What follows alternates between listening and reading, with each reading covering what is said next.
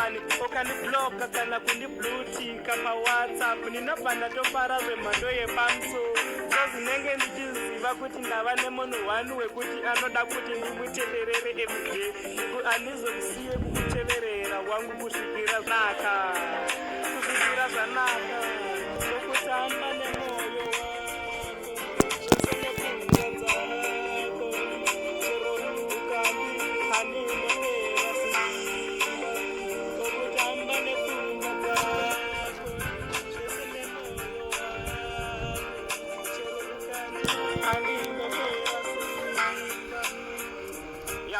wangu nzwisisa izvi zviri kuitika apa ndanga ndisingakulave first of all first time randakakufowadhera ndakakutumira meseji mhoroyi ndanga ndisingakude but nekuda kwehunhu hwako waakutoita kuti ndikulave zvemhando yepamusoro ndakuzokunetsa zvekuzopedzisira wapfudzira kana pasasi yako